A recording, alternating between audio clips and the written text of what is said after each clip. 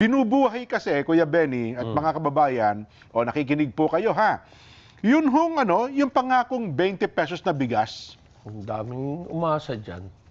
Well, ako hanggang ngayon, umaasa ako ha. Oo, may pag-asa naman habang may buhay, may pag-asa.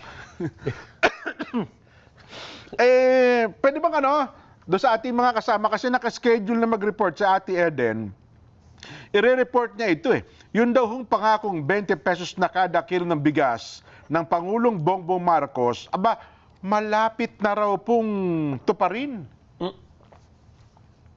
Oh, nabigla kayo, no? Malapit ng tuparin. Ibig sabihin, bago matapos ang termino ng Pangulong Bongbong, ay gusto niyang may sakatuparan kasi naging political ito campaign promise ito ha, Kuya Benny ha. Last elections. Yan yung isa sa pinanalo niya. Yan. Opo. Yung 20 pesos na bigas. Oho. Sana mapakinggan natin. Sino ba may sabi nito? At gusto nating maging laman na rin ito, no? Sana ng ating magiging Vox Populi sa araw na ito.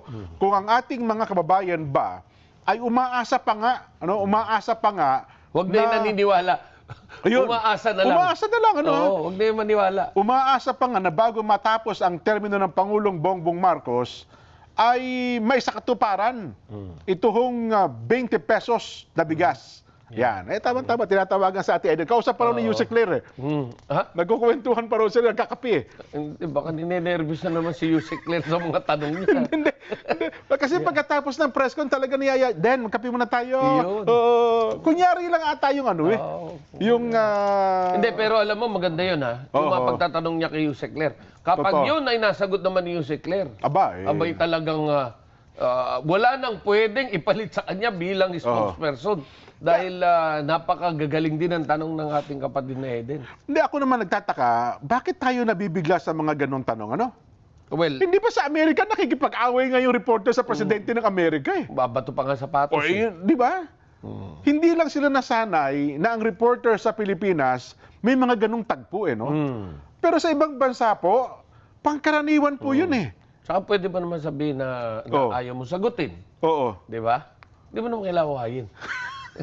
Naalala ko nung unang araw ni Sing Yusek Claire, di ba? Yun ang naging advice mo Meron tayong paraan na ang mensahe ay pwede mong iparating sa taong bayan na hindi ka nagagalit. Englishin ko. Oo, sige. There are lots of ways to skin a cat. Yan. Ayan. Ito na. Kuya Benny. Oo. Kasi ito yung magiging laman ng ating Vox Populi ngayon. Yung magandang balitang yan. Yan. Again, liwanagin natin Ako po bilang isang mamamayang Pilipino, bilang isang anak ng magsasaka, ay umaasa na matutupad talaga itong 20 pesos na kilo ng bigas. Alamin natin ang report. Then, matutupad ba yung aming inaasahan? Naku, sa wakas nga Kuya Jen, dahil magtatatlong taon na sa pwesto itong si Pangulong Ferdinand Marcos Jr., alalahanin natin, panahon pa ng eleksyon nang banggitin niya na ibababa niya sa 20 pesos yung kilo ng bigas. Ngayon ay makakabili na ang publiko ng 20 pesos kada kilo ng bigas. Yan ay matapos ngang i-anunsyo ni Department of Agriculture Secretary Francisco Chu Laurel Jr. kasunod ng sinagawang closed-door meeting kasama si Pangulong Ferdinand Marcos Jr. at yung 12 Visayas governor sa Cebu Provincial Capital kanina lamang ito. Actually, binigyan kami ng information ng Maro na si Pangulong Marcos mismo sana ang mag-aanunsyo nitong pagbaba ng bigas sa 20 pesos. Pero mukhang nagkaroon ng pagbabago, kaya naman itong si Agriculture Secretary Laurel ang siyang nag-anunsyo na lamang. Sinabi ng kalihim na sisimulan yung pagbebenta ng 20 pesos kada kilo ng bigas sa Visayas Region bilang pilot region yung kanilang pagbebentahan ng bigas. Sinabi ni Laurel na sa ngayon ay ilulunsad nila ito sa nasabing rehiyon dahil nga mas marami yung mga nangangailangan nating mga kababayan doon sa bahagi ng Visayas. magugunita nga natin na ang 20 pesos na bigas ay matagal nang inaasam-asam ng ating mga kababayan. Pero para dun sa ilang netizen na nakausap natin kanina, Kuya Jen and Kuya Benny, Kuya Nelson, mas mabuti raw na sa buong bansa ipatupad itong 20 pesos kada kilo ng bigas upang mas maraming mahihirap na Pilipino yung makinabang. Pero sabi naman ng kalihim, yun nga, mas marami yung nangangailangan pa dun sa Visayas region, pero huwag mag-alala dahil ito ay ipapatupad na rin naman sa iba pang mga lugar o sa buong Pilipinas kapag ito ay napag-aralan na mabuti pa yung paano yung re-release nito, pagbebenta. Nilinaw din ng kalihim na merong na 2 template actually na inihanda sila. Yung pwede kang bumili ng 5 kilong bigas bawat pamilya kada linggo. Meron ding 10 kilong bigas. Pero mukhang mas napag-desisyonan yung 10 kilong bigas. Ang katubas daw niyan ay 40 kilos per month yung maaaring mabili ng bawat pamilyang Pilipino. At ito ay sa halip na hanggang December lamang, ay palalawigin pa ito hanggang February ng susunod na taon. Pero nagbigay ng direktiba si Pangulong Marcos sa DA na kung maaari ay ituloy-tuloy ito hanggang sa 2028. Itong pagbebenta ng 20 pesos kada kilo ng bigas. Kuya Jen, Kuya Benny, back to you. So, isang bagay lang din bago ka magpaalam, may pag-asa na maipatupad sa buong bansa ang 20 pesos kada kilo ng bigas. Iyan ay kanilang titingnan, Kuya Jen? Kasi naman parang ang lalabas nun mukhang hindi rin naman masusunod na matutupad ng Pangulo yung pangako niyang 20 pesos kung dyan lamang sa bahagi ng Visayas ibebenta ito. Ngayon pa nga lang may mga nagre-react ng mga kababayan natin na parang ang lumilitaw ay kampanya, panahon kasi ng kampanya, kaya yan ay mukhang magbebenta ng 20 pesos na bigas. So para patunayan ng Pangulo yung kanyang pagtupad sa kanyang pangako, dapat sa buong Pilipinas ay maging available itong 20 pesos na kada kilo ng bigas, Kuya Jen. So yung Visayas, meron na. Gaano karami yung ibinebenta ngayon batay sa pahayag ni Secretary Laurel?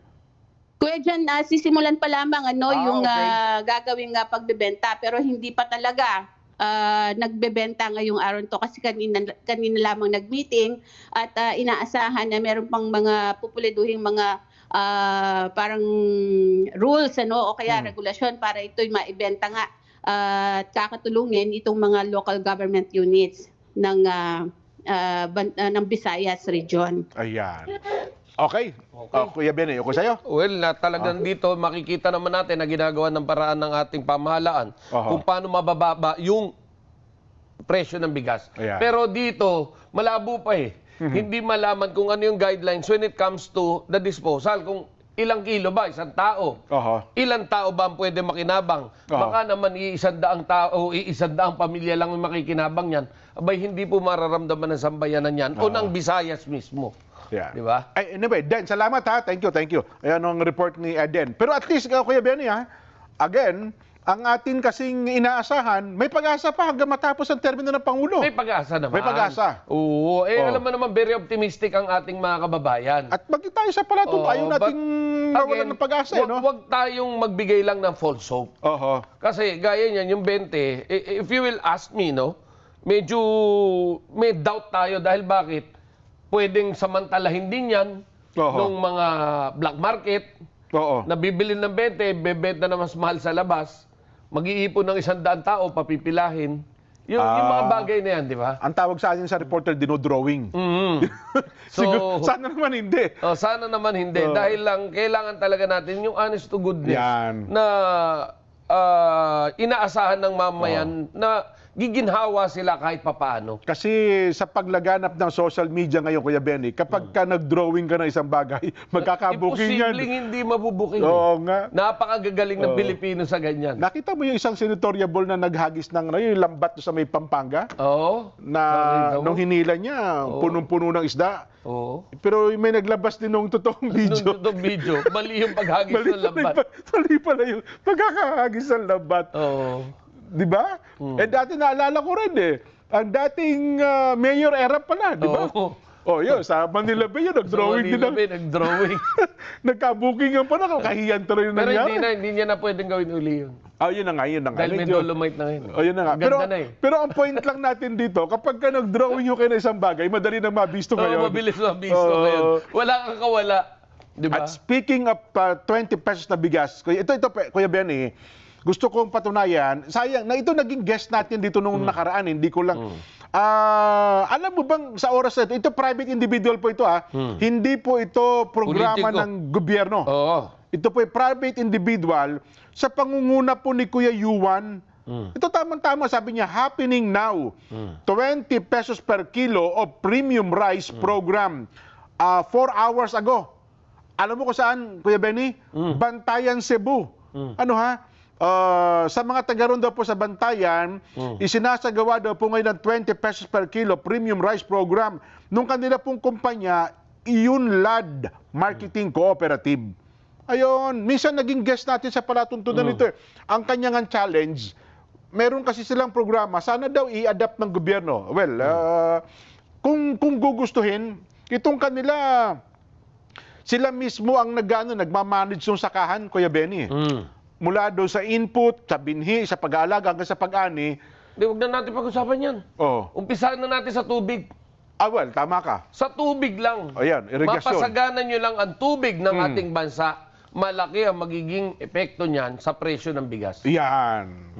Mapatubigan lang na maayos lahat. Dahil kapag maayos ang patubig, maganda ang ani. Anyway, isangkot natin, Kuya Benny.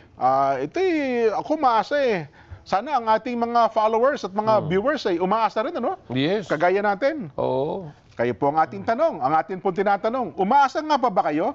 Umaasa pa nga ba kayo na matutupad ang pangakong 20 pesos na kada kilo ng bigas? Yan. Gaya po ng report ni Ate Eden, kung sagot niyo po